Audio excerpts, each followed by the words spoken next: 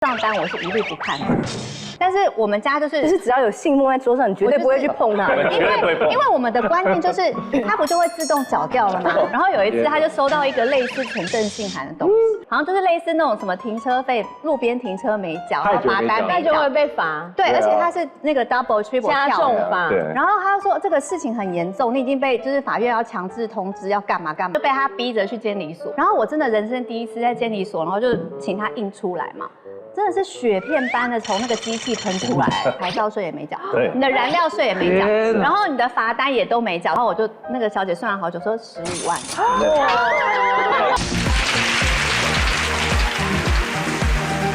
俗话说得好，夫妻是命运共同体，但是一对夫妻里面呢，一定总会有一个人比较常出包，我们就叫他出包王；那另外一个人总是帮他擦屁股，我们叫他 cover 王。所以你觉得在你婚姻里面，你是 cover 王还是出包王呢？出包王。真的吗？然后老公帮你就是善后这样子。就比如说我骑脚踏车莫名其妙就会鬼上身，然后摔断门牙，然后他就要陪我住院什么的。对。就是莫名其妙的事情哦，诸如此类的。对，所以呢，我们今天就邀请到2对夫妻来到现场，要来分享一下到底谁是出包，谁是 cover 王。欢迎郭老师，郭老师，好 ，Jeff 哥还有一凡，很明显谁是出包王，对不对？哦，你呀，你呀 ，S 真的是中肯。你脸上不是写个包的感觉吗？包，你头也是一个包的感觉啊。包。哦，还有我们的新班底今天加入了。对，有2位新的班底，有 Tiffany， 好，还有一位新班底，叫做那个。大家好，我是菲比8.0。菲比8.0。对，崭新的自我又来了，已经到8.0了。对，8.0。那前面的几点呢？前面的话都是微调，这次是大改。所以这次8.0应该就不会再动了吧？就目前为止就是不会再动了。现在你满意吗？因为我8.0的时候有一度就是颜面神经失调。你搞到这样？对，我被吓死。可是我看不出来你到底有什么改变呢？就是我的鼻子变得……你可以过来吗？我们可以近看吗？我没有那么尖了，你有发现吗？他鼻子变钝了不是钝了，就是原本是那种很尖，比较不会伤人的感觉。对，因为我就跟医生说，我想要弄一个贵妇的鼻子，就是这样比较招财。所以你颜面神经失调是怎么回事？做的这样？就是我那个时候一度没办法笑，我的表情就是回不来。你现在有办法笑吗？我那个时候前一阵子做完的时候，我都是这样。哎呦！然后我牙齿出不来，我笑不起来，这样子。天哪！应该是碰到某个神经吧。而且我的人中这边会很痛，就是讲话讲到一半会有种被电到的感觉，然后就然后整个就是很诡异。神经受伤。对，神经受伤。天哪，好辛苦哦。所以你确定现在完全恢复了？现在就是笑的时候嘴巴有点微歪，你笑笑看，就是真的耶，有点往那边斜，就这边有点起不来，然后我就要一直这样帮他按摩，会好吧？好重，应该会好啦。旁边是你的这个新的同事哦。你好，你好。你还没遇过跟你介绍一下 Tiffany。Tiffany 你好，她老公是毛家恩的，对。由我先做一下记录，对。所以你要跟他聊一下天吗？没关系，没关系。OK， 那你们班底的故事就是 the end 喽，我们要听真正的出包的故事喽。我们等一下也有一些可以分享啊。OK， 好。所以刚刚你们2个一直在争谁是出包。是。你们真的觉得是我比较会出包吗？很明显，我觉得你是假精明，但是真糊涂。S 真的是透彻。你完全好可怕。好了，简单讲，他是预言家吗？做个小结论，就是我是出小包不断，他会出大包。我是几年不出包，一次出包抵几年那种人，然后他是平常都在出包。那先讲小的啊，好，小的一定忘东忘西啊，什么那类。忘东忘西，可是他忘东忘西这件事情，我觉得是他有罪。你知道，一般人忘东忘西就算了，我觉得他制造了自己忘东忘西的危险性。你知道，你看黄国伦知道，他一定是账单乱丢，手机会掉，对不对？然后呢，带来这个老花眼镜找不到老花眼镜找不到这件事情，我告诉你，一个人有1副老花眼镜都容易找不到。你看黄国伦有多少副老花眼镜？哇塞，这里面这是他的随身配备哦，这是开玩笑的哦。这是什么啊？这是全部都是老花眼镜，不同度数。还有不同度数？因为这是2.25。你这样看就知道是2.25。对。好，那这只3.0。为什么也会有差？不是老花一副就好？你知道看近跟这样，例如说你坐商务舱的时候，不是会有一个电视吗？是，这时候你要用2.5。然后如果你看电脑的话，大概是2.5，但是如果你要看书再近一点，2.75。所以你现在上节目要看我的话，你要带哪一个？我基本上看不到。不是，我看得到。可是这怎么戴？这不是一片而已吗？对啊，要放在这边吗？不是，来，哎，他跟你示范一下，非常厉害的。这个绝对不是业配，怎么你们有在带货是不是啊？这个是这样折的。你看他。这个是几点哇塞，起？你变好清楚。几点起？几点起？这个是我跟你讲， 2.75。它很好笑哦，你不会看到有人的眼镜上面还有度数在上面吧？请注意，而且度数它上面还有2.0。真的哎，这个，而且重点是2.0，他还看不见，他还要这样。标签都不拿掉。原来为什么这个要都是因为这2个颜色是不是一样？是我要区别它，所以这个那它是多少？这个是2.75，这是2.0。然后这一支呢，这个比较厉害，2.25。有差2.0跟2.25，你就稍微拿远一点，拿近稍微一点。远一点就要我跟你讲，它真的超夸张的，这个是它的随身配备。然后我觉得你只是喜欢收集老花眼其实镜吧？不是啊，我觉得每一个眼镜你有一天你都有它的故事哦。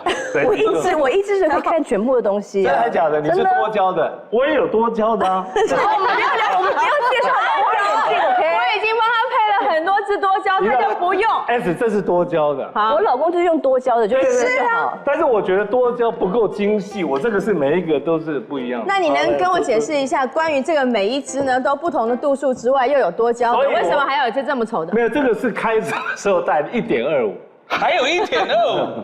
1.2这样是不要太清楚，是不对，是？不要太清楚。开车不是应该很清楚吗？不是因为我眼睛很好，我从小都2.0。你知道，像我这种眼睛的人，有一天很容易老老花就会很惨。所以你说他已经有这么多老花眼镜了，可是却找不到。你说他是不是有病？因为他每天呢把自己戴这么多只眼镜，然后他本身就已经丢三落四。你说我们能够每天不在找眼镜跟找眼睛的途中吗？你让我们刚从美国回来，在美国每个地方离很远，好不好？从一个地方那个地方可能开40分钟车，他一掉眼镜，我们所有人大队人马就要去上一个活动的地点帮他找眼镜。而且乃馨会说：“老公记得拿眼镜。”我说老婆当然没问题，我就开始收嘛。但因为我眼镜太多，总是会掉。我每一次我都已经有惊恐的那个阴影了。我每次只要离开任何地方，我说黄国伦眼镜给我带到，然后我就到处搜，然后我觉得都已经搜完了，还是会有忘记的。所以那一包掉了的话，你要重新补成那么完整对，这很困难，所以一定要找回它。而且你知道吗？他非常好笑，他明明里面只是用3支，可他一定要带8支。你知道为什么吗？因为我这样才能把它塞满，塞满不会掉出来。他每天找眼镜就算喽，你知道他一路像那种留下那个玻璃鞋的灰姑娘一样，每天丢眼镜之外，他比较容易出包是在我们家人面前。对因为你知道我们家，他连讲错话吗？不是啊，他们家人太多了，聚餐就3桌30几。你知道我们家每一年最好玩的游戏就是呢，不管是逢年过节或者家族聚餐，一定是有一个游戏叫做黄国伦我是谁，就是黄国伦，我是谁？该不会是因为有一次大姑妈吗？我有一次到教会去拜小表妹，然后因为他们家人很多人在教会工作，然后我就在教会电梯里面有一个中年妇人就一直看着我嘛。我就想说这粉丝，我说请问这位女士，你要签名？他就打我头，我是你舅妈。那舅妈你要是你的舅妈，你的舅妈不是他的我的舅妈，你的不认识嘛？因为我们家人多嘛，他到现在我们已经结婚14年，快15年了。我们家的人的名字他叫不全。没了。上礼拜我亲弟弟生日，我弟弟是每个礼拜跟我们聚餐这种关系哦。他要包我弟的红包，不会写我弟的名字。他说你弟弟是哪一个奶啊？可是你知道他弟叫什么吗？知道奶琪啊，但他不会写那个字。但是他的字奶是那个寇奶那个康乃馨的奶。我们家男生是甘乃迪的奶，对，女生是这个奶。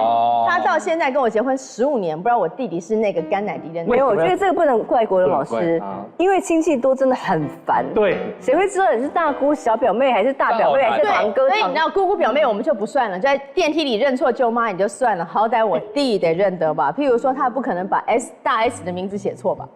是不是这么轻哦？我想对着电视跟家人讲一下，请大家原谅我，因为有影剧叫做亲家卖 gay 搞，就是大家原谅我，我一定会把你们记住。不可能，我觉得每一年还是不会记得。老公都不会好好记得老婆的事。我嫁给他14年，我现在回娘家的路，你们也刚好14吗？对，我回娘家的路，他永远不记得。真的还假的？你知道娘家在哪？娘家在桃园啊。桃园。然后我每次要回家，他就说我开，就大男人嘛。我说好，你开。可是他每次说，然后呢，哪边下哪边转。然后前1、2年我就忍了。你们很少回娘家吗？没有啊，就是几乎就是每年都1、2个月，每一年他都会问我说怎么走，然后永远那个哪里转他就是不记得。大概到第3年我就发火了，我说你都没有把我的家人的事情放在心上，你没有把我们的事情放在心上，还是说你根本就不想去？是不是？你不想，因为男生一定是不想去，他才会故意不记住。其实我都靠 GPS 嘛，然后可能有时候。可是你家的路你永远都记得啊。对，我现在回我家我都按 GPS。你怎么可能？真的。而且他脸盲也很严重，他就是脸盲是承认的。见面的亲戚，比如说乃馨姐的姐姐，然后他就觉得这个人很眼熟。他说：“请问你是乃馨的女儿吗？不，乃馨的姐姐吗？”就那个女生就很尴尬说：“我是乃馨的女儿。”这样。哦。就是乱姐跟女儿。对，然后就连年龄都分不出。对，就是眼盲到这种程度他就乱猜一通。我觉得他们比较糟。对，我还好。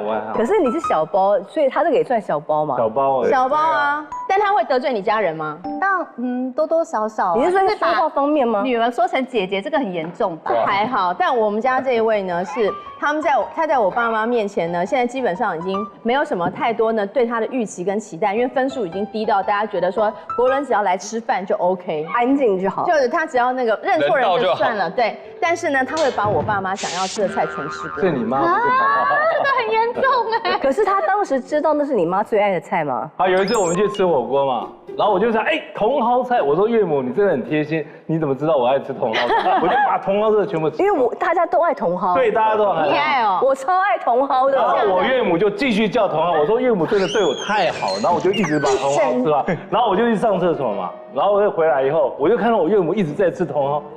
然后我说，岳母在吃。然后你知道我妈跟我们讲说，快，那个吃茼蒿菜的回来，抢茼蒿。原来是我岳母爱吃茼蒿，所以她一直点，因为一直被你吃光。我误会了。她一直跟我爸妈抢菜，我跟你讲，我就一直把它全部都吃。你知道我妈好可怜，我看我妈我都心疼。所以你们那天等于是在尬茼蒿，你们到底叠了多少啊？天哪！但我岳母还是对我很好，她忍了3盘以后才开始吃。因为3盘全部被我吃光。可是除了家人以外，工作上的包应该也会很严重吧？工作的包就应该是大包了，就凹不回来了。这个我要感谢乃馨，如果没有她帮我处理，我今天可能很黑了。你知道那时候她很红的时候呢，其实就是大家都会觉得黄国伦是流量密码，就是其实大家就一起玩演新闻是正常的。好，有一天我们看报纸就发现呢，志玲的经纪人，当时的经纪人发了一篇说林志玲有可能想唱歌，然后就说呢，考虑呢找黄国伦老师帮他制作写歌这样子。然后我当然看到新闻都觉得很高兴，蛮开心的，因为志玲蛮好，然后还约了去唱了 KTV。对，你约了林志玲去唱，他们约我们了，就是听听看她的声音，那一定超难听的，还有才没出啊。而且志玲唱了，我不会接这句话，其实是蛮有特色，很有特色啊，这只是有特色嘛。有特色。我愿意为你，我愿意为你，我愿意加油。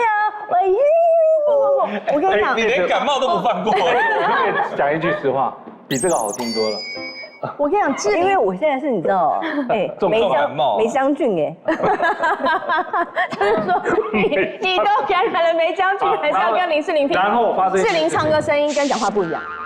好了，就 I don't care。然后后来呢？看到新闻以后，其实我们是开心的，对不对？结果呢，你知道记者有一个非常讨厌他的记者做了一件非常妙的事情，还能隔2天呢，林志玲开一个那个发布会，新品发布会，然后就会有很多的记者嘛，然后呢他就跑去，然后在一堆人的远远的地方这样喊说：志玲，你有要出唱片吗？是不是要找黄国伦？然后你知道志玲的情商各方面，她一定只谈当天的产品，对其他她不会谈，她就说，我还没有很清楚状况哦，好，那我们就聊今天的产品。然后没有很清楚状况，然后记者马上写了一篇，黄国伦自己往脸上贴金，林志玲表示根本没有要找他写歌，他自以为什么什么什么，噼啪一个大标题。我觉得林志玲心机好重，他明明想跟你合作，然后竟然不承认。要是我一定会就说，对啊，我想跟国伦老师合作是我的荣幸。你看林志玲这个人，真的要不得啊！不是在聊他们的书包网的。我不能聊我自己的辛酸史吗？我们不该提起某个特别人物，是不是？没有，然后嘞，记者就写了一个大标题，就是呢，黄国伦往脸上贴金，硬要高攀林志玲之类的。当然很生气。后来我就觉得说，这样事情下去真的不是办法，因为以黄国伦的个性，他会越来越僵，你越弄他，他越气，他的态度就越硬，他整个那个艺术家的壁垒吭吭吭就起来了。他就想不行。然后我后来怎么 cover 他？我真的一通电话打给那几个大记者，然后呢，从晚上10点一直聊到早上6点。有个记者讲了6个小时，我讲到那个记者都快哭了，应该是被我熬哭的吧？他很想睡。因为我相信你可以聊很久。他可以聊。我就跟他讲说，所有黄国伦，然后记者已经是挂不掉，挂不掉。我尽力，他一定有放在旁边没在听。但是记者被我讲得快哭了。就是你知道我跟他讲说黄国伦以前有多辛苦，然后他的人生曾经经历过多少呢？最后是不是说太辛苦？我知道了，我不会再讲了。你不要再讲了，拜托，求求你。被逼疯了。他说国伦是个好人，你不要误会他了。然后他就说我知道了。好，结果后来他们第二天，他也跟我讲说，其实这个记者心地很好。对，我要反过来再做他的心理功课。那个记者觉得我刚进演艺圈，我觉得我气势凌人，他觉得我自己拿着什么音乐人的那种态度，他觉得他太傲慢。后来在华视，那个记者在门口，然后我就突然想到乃馨那一段话，我就跟他讲说，那记者其实是欣赏你的，后来我就过去，我就说嗨，我就抱着他，哎呦，男的还女的？男的。然后我说对不起，我说我可能在演艺圈并不是太了解，我就跟他极端了吧？我就跟他道歉。那个记者吓坏了。然后那个记者也说，国伦老师其实我了解。然后后来从那一天开始，等下你过去突然抱他，没有？当然有，很惊恐，有点吓人吧？吓到。我首先跟他握手，我说你辛苦了，我说，然后我就抱着他，我说我可以抱你。有没有转圈圈？我就把他抱起来，无聊。然后我从那一天开始，真的一朝泯恩仇。从那都写他好的，他都没有写我不好的，就是态度完全转变。他知道写的是事实了。其实记者真的是这样子。他们其实就提摩吉，没错，对，他提摩吉了。然后他如果喜欢你的话，怎么写你，不管做什么事，他可以往好的方向写。所以你们的故事比起来，是不是会变得很平易近人？就是很琐碎。讲一个我听听看有多琐碎。因为像我就是，因为他们的故事都是很完整、很大。因为我不觉得我是特别是出包王，他是出大包，我是小包，就我是相反的。可是我觉得我的出包都是他搞出来的，就是比如说他回家，他第一件事情就是一定要帮全家大小充电。那我觉得手机充电手机或手表或是 iPad 就是这么贴心，就是他会强制规定手机通通拿出来，然后那个随身充通通拿出来，然后我们有个充电台。他就是有那种就是控制狂，但是为什么大家都得充电？他很怕我们没电，因为他联络不到我。小孩不能在自己房间充吗？他玩 iPad 玩完，就爸爸就说拿出来充电，你剩10%了，就类似这样子。然后就是因为他很爱充电，然后加上我们开的是电车，他也会规定说你今天停 B1，因为我们会轮流去 B1 充电。他说今天换你去充电，我说可是我还有什么40%，现在去充，就是不管，然后就是逼我就是要100的，是不是？就是一定要充我种电量焦虑症，看到不是满的你就很不舒服，对不对？你不会在台电上班？不是。没有，因为像我也是，我女儿会说妈妈你有没有充电器？我说你还剩多少需要充电器？她说现在剩8或3。我说你怎么会把手机用到剩8或3？原谅啊，因为像我们已经比如说60，我就觉得就很紧张，没错，对，小孩子是这么欠揍。小孩就是他觉得没关系。小姐不犀利的 YouTube 居然开放会员了，只要加入会员的话，就可以得到我们的专属徽章，还有机会可以来看小姐不犀利的现场录影哦。只是还有机会而已，还有机会而已。反正就有可能。汪我们 cover 好好的，所以你理所当然就觉得我不需要管充电这件事情，对不对？因为他每天都强制。那有一次我就说，哎，我要带我女儿去那个台东瑞穗玩，然后他就一直在那边碎碎念说，你一定要查好你的电量可不可以到台东那么远的地方。然后我就看一下公里数，我说没问题，安啦，到那边应该还有20%，我还要报告这样。就因为我们中间有中途去休息站啊，去买东西啊，干嘛又塞车啊，就不够了。然后我就立刻就是求救说，爸爸，我真的没电了，然后我现在在荒郊野外，他就立刻就是帮我找地图，看最近的哪里，然后好不容易就抵达那里，但是就被他念了好几天，所以现在出远门他就会一直碎碎念我。然后生活小事包含我跟国文老师一样，账单我是一律不看的。但是我们家就是只要有信封在桌上，你绝对不会去碰它。因为我们的观念就是它不就会自动缴掉了吗？你知道我以前也是绝对不碰，对，说那是我老公的工作，对他的工作。然后他就为了要训练我，他会把账单拿到我的梳妆台前面，就一叠厚厚的，强制我一定要打开看它，但我就是死不看，所以我们就是越叠越高，越叠越高。然后有一次他就收到一个类似存证信函的东西，然后。他就说这个不开不行了，拜托你打开来看一下，因为写我的名字。然后我一开，我想说，哎，好像就是类似那种什么停车费，路边停车没缴，然后罚单没缴，那就会被罚。对，而且他是那个 double triple 加重罚。然后他说这个事情很严重，你已经被就是法院要强制通知要干嘛干嘛。我就说这有多严重？他说你现在不要管了，你就给我去那个监理所，然后一次把这个账结清。然后我就被他逼着去监理所，然后我真的人生第一次在监理所，然后就请他印出来嘛。真的是雪片般的从那个机器喷出来，就是啪啪啪啪啪啪啪都没缴，都没缴，一直 non stop， 没缴。然后我想说，哇，应该没了吧？然后他说，哦，还有，就是路边先 check 完了，他说，哦，你的牌照税也没缴，你的燃料税也没缴，然后你的罚单也都没缴，所以他会一直罚，一直罚，一直罚。我说天哪！然后我整个就是背脊一凉，说我一定要被骂好几年。那最后总价多少？最后真的厚厚一叠，然后我就那个小姐算了好久，说15万。哇，欠15万没缴。各式各样的费用，什么牌照税没有缴过的。哎，那有时候久到太久没缴是会被限制出境的。对，他其实下一步，对他到一个门槛你不能。你有发生过？没有，我有朋友，因为我朋友骑以前大学生的朋友，他骑摩托车，他就一张接一张，一张接一张，都不交。他不交，他想说我不交这么久，这么多年也没事，所以他的那个把手摸起来是软软，因为都是纸。你一整被他载的人是那个触感是那种软软的，真的满了啦，他发疯了，天哪！然后他就不缴，然后他有一天也是收到类似存证信函，说如果你再不缴的话，你不止限制出境以外，然后政府也可以有权来抓你。哦，对，还可能坐牢吗？因为你实在积太多年，你等于有罚款。你知道不是去监理所，是监狱。去监狱，真的哦，要缴哎，这件事情是严重的。有啦，后来太久的话是了。对，我们要收。还说你想要让你老婆去坐牢？其实家里还常办。小孩怎么办？最倒霉的是你。换 Jeff 说一个一凡的了。哦，一凡其实也蛮多的，像我们有一次出国去玩，去那个 Catalina 岛。然后因为他很喜欢 shopping， 他非常爱 shopping。然后我们坐游轮到，本来是要下一站是墨西哥，中间会留在 Catalina， 然后我们就上岛去啊，去吃喝，还有我爸我妈，我爸那时候已经80几岁了，然后我女儿那时候才5、6岁吧，然后我们就一起开开心心的上了岛上去，然后吃啦也玩啦。逛也逛了，我爸妈就说他们累了，就把小朋友一起带走，让我们有一个 we time， 就只有我跟我老婆 we time 这样子，然后我们就还在逛那个地方，我们到时候，但是我有去请他确认一下这个时间哦，因为我们要坐驳船，然后坐回到那个大船，让大船再上才能够走。然后我跟他确认过时间，他就跟我讲了一个时间，我忘了好像4点半还是下午4点半是什么样的一个时间。然后后来我们就看，一直有人就往那个码头那边的方向走，然后后来最后差不多4点15分还是什么时候，我就看到有人这样子，我们一起看到手刀这样往前面冲到码头那边去，我想说，一群人哦，从我们旁边这样唰4点半还有一班，但是急什么急，对不对？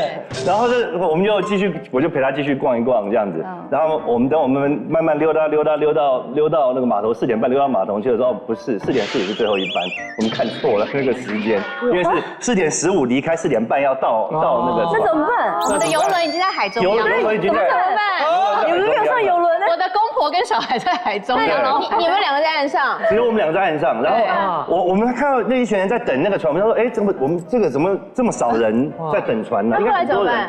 然后我们就问了那个没有，我们就问了那个码头的工作人员，码头工作人员，你这个很难的，你去找那个海岸防卫队，就 Coast Guard， 你知道看 Coast Guard， 搞成这样 ，Coast Guard 要不要帮你？然后我那时候脚又掰咖，我那时候我刚开那个，然后你还带着他逛街啊？对啊，没有，他已经你是很可恶哎。没有，我要解释。等下第一个，他是问我说几点的船，然后我说4点半，对不对？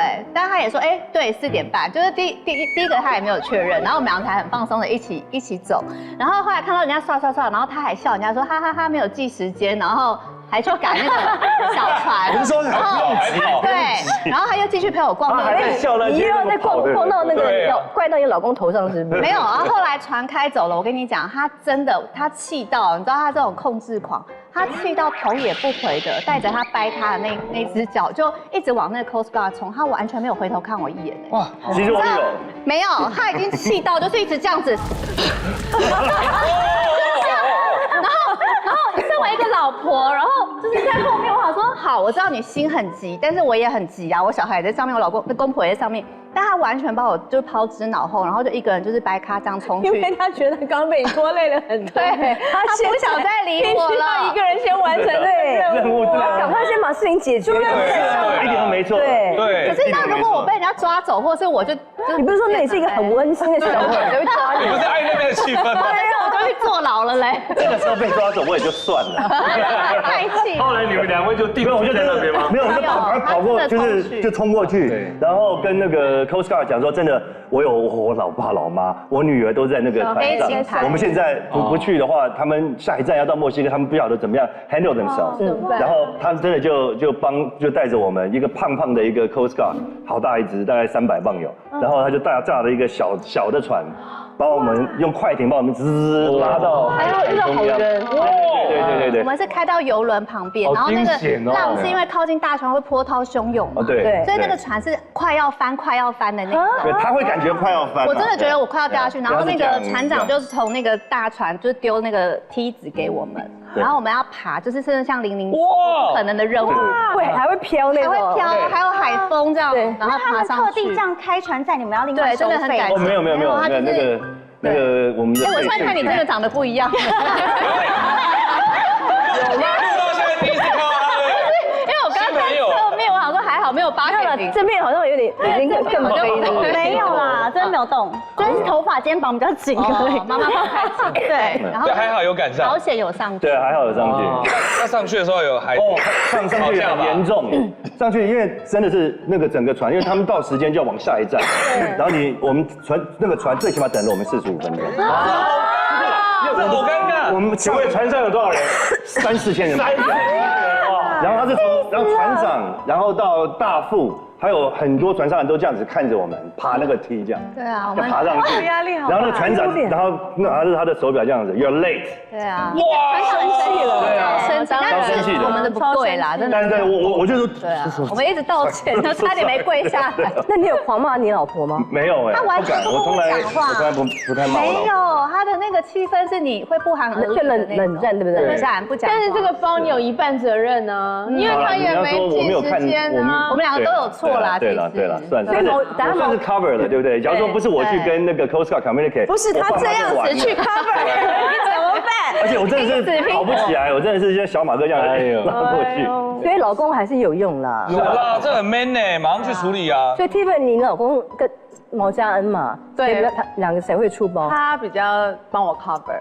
我结婚前有发生一个差点结不了婚哦，因为结婚前其实很多人要排座位啊什么什么，我就整个被就是婚前有点恐慌，然后我就跟我好姐妹约 brunch， 然后我们就是本来当天晚上是要约婚宴的试菜，就是试菜蛮重要的，然后就是有些长辈啊，然后我老公，然后我是直接 brunch。喝酒喝到就是消失，然后我老公就超气的，因为其实那天蛮重要的试菜嘛，因为毕竟好像双方家长就是会在，然后我是喝到就是想要逃避整个婚礼，然后我老公就是有帮我 cover， 就是可能有讲说哦他好像在在开会啊或什么什么的，他应该念你念很久，对他念我念很久，而且我就是结婚前常常会喝醉到，就是他帮我做很多 cover， 就是比如包包不见，手机可能不见个3次，然后或者我喝醉吐了，我就不承认是我的吐，然后最后是要去看呕吐物才，因为我们刚好那天我们2个都喝醉了。请问怎么？对，然后我就不承认是我的呕吐，因为我们2个都有吐，我就说那也是可能你吐的啊，结果我们就是里面有珍珠，然后我珍珠我是不咬的，他是会咬的，然后他说这个完整的绝对就是你吐的，然后是对，所以他就帮我清理一些呕吐物，对。你们有找李昌钰？没有，因为就是谁吐的要去清理啊。那可以要跟大家分享一下典型的那个小心。没有，我要分享。我其实之前交一个男朋友，然后在工作上也是一个，是真故事吗？真故事。这个故事真的常常讲不真的吗？这个故事让我自己都觉得，我现在觉得不可思议，因为我是一个超级 cover 王。然后我们以前在那个精品，就是百货公司的精品柜在卖东西，就有一次，你吗？你们一起？对，我跟我当时的男朋友一起来卖东西，然后呢，就有一个客人进来，他就开始飙骂，说你的售后服务怎么样，怎么都没有打电话给我，然后一直疯狂飙骂。然后我们就跟他说，就是我当时的男朋友跟他说，先生不好意思，因为我们都一直有打电话给你，打了6、7通了，打6、7天哦，你都没有接。然后那个先生说：“你是不会打第7天、第8天、第9天吗？你要打到我接啊！”然后他就是情绪有点崩溃这样子。然后当时我的男朋友就这样子，先生不好意思。然后你就觉得好像他要说些什么去安抚他的情绪了。然后那先生也就突然 calm down 下来，他说：“好，你说你要怎么处理这件事情？”然后那个我当时的男朋友说：“先生不好意思，请问一下，你有喝酒吗？”他就直接蹦出一个，我们全部的人站在旁边想说。你怎么会问这？你怎么会讲这种东西啊？然后我们就要疯狂的，就是因为他讲这个东西，我只会让客人更生气。你怎么会问人家有没有喝酒？然后我们就赶快把。他会不会以为是他要约他喝？你有喝酒吗？有啊，有什么这边？没有，其实我当时那男朋友就是很喜欢呛一下客人，呛他客人，他是冷的呛。对，冷呛那一种。然后我们就是所有其他人都要赶快把男朋友就是推进去，就是仓库理货。然后我们就要在旁边就是一直帮他道歉，说，不好意思，刚刚我们那个他讲话比较直接，那他不是那个意思什么，然后一直帮他疯狂的就是收尾。老公，我觉得你讲到你自己都不会出包一样，生命危险。他说 You die。其实是一个非常敬业的艺人，他不太出包，但是他一出就是大包。大包的来了。讲一个最大包的。最大包。我最大的包，其实那时候他还救不了我，但是后来我已经非常深自警醒。我最大的包就是我曾经在联电高喊我爱台积电那件事。太丢脸，就那种时尚活动女王最惨的。那时候我还没有办法救他。对，还没有。但是我后来有深自提醒，绝对不能再念错任何厂商的名字。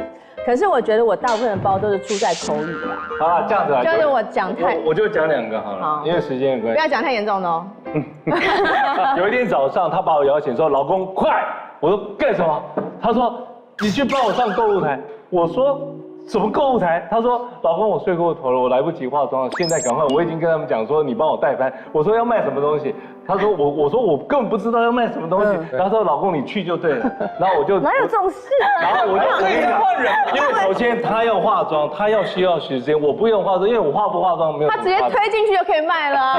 可是卖什么？你总得做功课啊。然后我说：“老婆要卖什么？”他说：“反正你现场跟着走就对了。”因为我一定是保养品，我通常去购物台站台一定是保养品。那保养品反正它也不可能有说服力啊。你觉得它像是用然后你知道，我就没有办法，因为我就被推上去，我就简单换个妆，我就冲进去。冲进去的时候已经迟到10分钟，其实主持人那种购物主持人不高兴了，他说：“国荣老师来。”我说：“各位，我今天是来帮我老婆讲话。”对啊，因为我就只能用这个理由。他根本搞不清合理一点这样，对，合理一点。因为国人其实他有一个强项，因为我们家2个明星，所以我其实真的很敬业。我一般绝对不会睡过头，那是太累了。但有几天几夜都还没有时间睡2个小时以上，然后我就没听到闹钟，我醒来的时候全身冷汗。然后这时候黄国仁就超好用。国人在我的演艺人生当中，唯1、2、3的几次真的出包的状况下，都起出了绝对性的那个重要性。他真的给我救，然后我睡过头，我有1次睡过头是他去帮我昂购物台，而且卖得很好，所以厂商就没有罚我钱，因为他讲的一定很好。对，他讲的很好。然后还有一次在大陆是真的很严重的是，我那时候做直播，不是每天播吗？我1天播6小时，连续播了600集，好累哦。后来他身体出包了，你知道那嗓子肿就算了，我那时候是播到台上还在讲好3、2、1，好，宝宝们再见，然后镜头一 off， 我整个就吐，就狂吐，然后就送急诊，就马上上吐下泻送急诊，然后医生说也不是细菌感染，也不是病毒，其实就是你是说你吐的同时也在泻吗？没有。你一直说上吐下泻，上吐下泻，泻的部分我有分开吗？分开处理。那个泻的部分是有到马桶那边。对。简单说，因为如果同时的话，我就想象那画面很精彩。那画面很惨，我觉得很难想象，也太赶时间。但是那时候我就挂了，然后就挂了。可是你知道直播是不能停的，因为直播最怕就是断播。然后他就说断播，你的粉丝就跑了。对，所以你好不容易累积了几十万粉丝跟上百万的那个业绩，你是一定要 hold 住。所以每个主播最怕的就是休息。所以我那时候医生说你不能再播了，你必须要休至少1个礼拜到2个礼拜。我想说不行，因为这样我的团队就垮了，厂商也跑了。然后那时候我就只能请老公救场，我就说黄国伦你帮我播。然后我说老婆你真的我很难帮你播，因为你卖的都是女性内衣跟内裤，还有那个卫生棉，还有卫生棉，因为我卖的厂一定都是女性的。那你当时直播的时候你怎么办？你知道他有一个非常厉害的内裤，就是女性的内裤，他那个在裆那个地方还有那个有银的离子，然后因为那个离子消毒嘛，然后他还有一个做个实验，就是放个灯泡放在那个内裤的裆上还会发亮，我还要做那个实验。请问你卫生棉你要怎么卖？对，你怎么讲？这好难哦。他就讲一个他帮我买卫生棉的故事。我就说我每次有时候我老婆不方便，我就到了超市帮她买卫生，我就看到这个女士说，哎，你在用那个，我帮我老婆买，你有哪一种比较？然后你要怎么选优缺点？太聪明了。我就用老公疼老婆的观念帮她卖内衣内裤，然后譬如说香水，后来就这样。他很厉害，他香水他就一边唱味道，唱他的歌一边卖。然后那个什么，像卖珠宝，他就唱铁达尼号，他就说什么海洋之心什么，他就是用歌跟故事。哎，你很好用哎，而且他的业绩比我好。但是我觉得人生中出最大包的是，他有一次乃馨用画，差一点把我们的婚姻给搞掉。就有一次我还记得在郑州，河南的郑州，我们去露营。然后乃馨我吵到乃馨日常吵架，然后越吵越厉害。然后乃馨吵，你知道乃馨是这样，她刚一直吵就声泪俱下。后来当她吵到，因为国伦是他出的包是，他会不断在我生气的时候一直倒油，提油救火，一直提油救火。然后呢，叠加到我的情绪就终于爆了，我就会用很狠的话去恶毒的话。对。然后他就讲了一句话，他就说黄国伦，你这个离过婚的二手货，你配不上。等，这故事是不是在康熙说过？我也听这种我也听过哦。是不是在康熙？好，哎，等一下，不是在康熙说的，不是，是在全世界说的。这个故事后来变成我的一篇演讲，而那篇演讲你看过？别对你所爱的人，别对你爱的人说。后来我用我这个故事讲的那篇演讲，你好像为了这个宣传那个书上我们节目，对不对？不是，我没有在那个他讲过，我后来是这篇演讲。在全亚洲跟华人地区有21亿的播放量，所以很多人都看过。哎，我把这个故事稍微讲完好不好？他讲的这句话，其实我就默默的把行李收一收。我就很气，我是常常会讲出这种狠话，就是说你滚，或者是你配不上我，你怎样怎样。他那一天我觉得讲得太狠，伤了我的心了，而且伤了我的自尊。然后我就收一收，我就开门的时候我就说老婆，有些话你是不能说出口。然后我就离开那个酒店，我在想说我想离开他。他很少吵架会离开现场。后来我一离开以后，我就去找了比较远的地方找一个酒店，在那边我就待个1、2天。后来到了第3天的时候，我突然觉得说，我就很担心他，因为你知道乃馨是刀子口豆腐心，他讲完以后他马上就后悔。然后我在想说他会不会比我更难过，因为那时候我很难过。当然，不过心里想说，我万一怕乃馨，万一他想不开怎么办？后来我做个祷告，上帝就感动我说：“你赶快回去，不然你老婆要疯掉了。”然后我就回来以后，他看到我门一打开，他抱着我一直哭嘛。他说：“老公，我对不起你，我不应该说那些话。”后来我们就和好。后来这个经历呢，他就在北京的演说家说了这一段故事。然后这一段故事啊，感动了很多人，包括 S 你听过。我是感动，我怕你误会，以为我要哭。对，我知道。你是不是太感动，所以一直哽咽哈？不是，是你们讲太长。好的，我就差不多了吧？大概还有了，感动了。好了，其实我是感动的哭，好不好？你听了那么多抱怨，你们有没有觉得你们真的曾经为另一半做过很温暖的事情。对啊，就是我觉得其实我老公虽然很杂念，然后又就是很爱就是叮咛我这个那个，但是他其实大家听下来之后，他其实很暖心的一个人。比如说他就是会帮我充电，或者是找现在去哪里充电站，就是他是一个很顾我们家人的人，然后会面面俱到的人。然后虽然我常常这样就是数落他，可是他还是会一直在帮我做一些事情。像我有个很坏的习惯，就是我晚上都舍不得睡。我不知道你们会有这种，对，尤其有晚上精神越来越好。对，就是我熬的不是夜是自由，自由，我觉得夜晚才是自己的时间。对，然后陪睡完之后，我就开始滑手机追剧，然后这个习惯我已经没办法就是改变了。然后他就会一直碎碎念说你这样身体会不好，然后隔天气色又差，然后你又要皮肤会不行，对你又要一直叫，然后你要不要就早一点睡？可是我就是舍不得嘛，所以我都是2、3点才睡觉。然后隔天起来照镜子就会尖叫，就啊怎么变那么老？就是纹路怎么又跑出来了？对，然后就觉得自己很像黄脸婆，然后就跟他说，哎，你觉得我是不是要再进场就打个什么什么这样子？然后因为他可能怕我花他的钱吧，然后他竟然这一次就是默默的，他从来没有做过这种，他自己默默上网研究怎么样可以让我的气色变好，这样保养贴心。然后因为他买来送我，我就心里第一个念头是他选的应该不乐观吧，就是他从来没有买过这种东西。男生挑东西很危险，男生挑礼物很可怕，然后我就会怕。可是我用了之后，就是真的觉得照镜子自己是满意的，所以我就觉得它是一个暖心的举动，真的是暖到我心坎里。今天有带来跟大家分享。哇，太好了！我要跟大家分享的就是这个焕颜霜，这是我老公自己爬文买来给我的。他是比较想换老婆吧？换张脸，对，就是真的用了之后就会有换张脸的感觉。就是我以前很在意的纹路啊，还有那种黄脸婆的暗沉气色啊，通通都消失了。如果手上有可以闻闻看，它的味道真的是非常非常的植萃，没有那种人工添加的香味。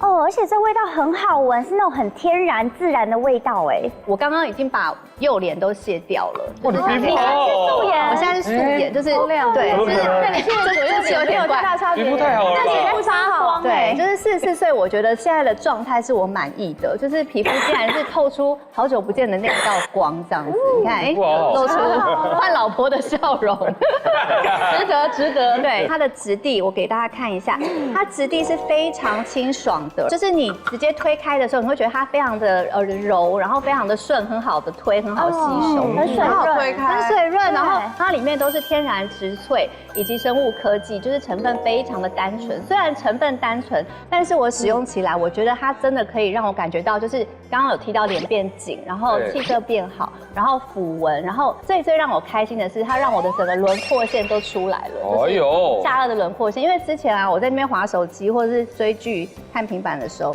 我老公就会这样，你好像哈巴狗哦，就会这边弄我的这边就是垂下来的地方。哪一个老婆想要像哈巴狗啊？现在整个线下的镜头，现在少女线找回来了，告别老态的轮廓。可是一凡这种霜类会不会很黏腻？完全不会，就是大家可以试试看，它很好推，很清爽。我刚推一下，它现在就已经马上吸收进去。对，你会觉得推的过程它就是水水嫩嫩的，然后马上就会有很滋润。但是我觉得这个是4季都可以用的质地，就不会让你觉得闷啊，或者是黏腻感啊。就是像如果这种闷热的天气，你就会不想用它，它完全不会，而且还有一种很沁凉的感觉，因为它里面有这个微优包覆技术呢，就可以把里面最珍贵的植萃的成分，可以快速的吸收到基底层。是，所以呢，就是可以把所有的好东西都锁在我们肌肤里面，真正发挥效用。所以我用了之后就觉得，哎，它真的有发挥这个作用，就是纹路变淡，然后紧致，然后又可以补水。然后我跟大家讲一下我平常是怎么使用的，其实就跟平常保养一样，就是我会点大概1到2点，然后在这个鼻翼的旁边，然后再点从这个嘴角这边再点2点，然后下颚线是绝对不可以错过，要加强的，对，要轮廓线的话这边就不能错过。那手法呢，就是从鼻翼往太阳穴这边推，然后你不用太大力，就是轻轻的推，45度角往上，然后大概推4、5次之后呢，再从这个我很在意的这个法令纹、墨纹，就是会显老。从这边开始，然后整个掌心也是往太阳穴推，然后整个脸这样包覆上去。最在意的嘴边肉哈巴狗的部分，你可以用大拇哥在下颚线的地方，从下巴往耳下推。哇哦！然后或者是直接握拳，然后用这个食指的关节的地方这样子往上敲。就是顺便按摩，其实很舒服哎，因为我们每天化妆卸妆，然后难免会拉扯，感觉皮肤就是都会松垮，然后气色也会不好，肤色不均，就是难免会有那种黄脸婆的气色。为什么我觉得你刚才推一下，然后你转过来，我觉得脸就马上变紧，就变小的感觉。我现在大概就是按了，有30秒吗？不到30秒。好，大家看一下，就是整个脸的状况是有差的吗？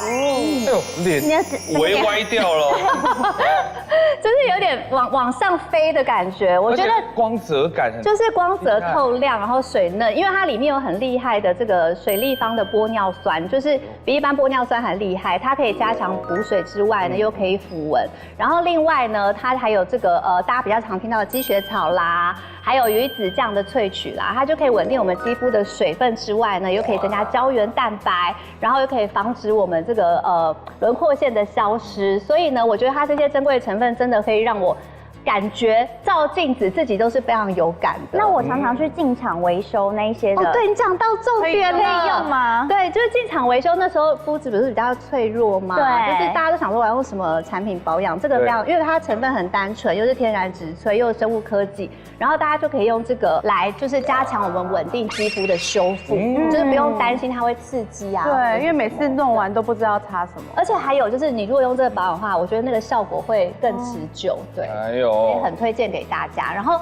因为像我老公那时候刚买来的时候，我就很担心是不是刷走，所以我就觉得大家如果现在很心动，想要就是试试看的话，一定都会有觉得哈这个产品适合我吗这样的疑虑，所以他们也推出了这个体验组，这个。就是有安瓶跟刚刚这个焕颜霜，然后是小梦树的，所以大家可以试试看，然后又 CP 值非常的高，小试身手的感觉。所以平常我在家里就是用它的安瓶，然后搭配这个焕颜霜，然后一起加成使用。我跟你讲，这根本就是神仙级的组合，而且女生收到一个组合会觉得就很像收到礼物的感觉，就是你也可以送给闺蜜啊，或者送给亲朋好友。然后呢，你这样子2个搭叠使用，你会觉得效果更好。然后还有小梦树的，大家可以试试看。很棒的推荐。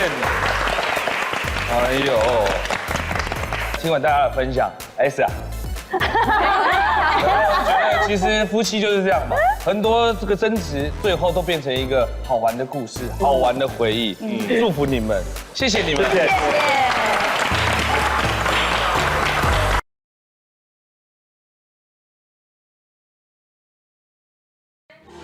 什么都聊，什么都不奇怪。哇，这句话好老派。快来订阅小姐不吸地，记得分享、按赞，还有开启小铃铛哦。小铃铛是我要讲，开启小铃铛哦。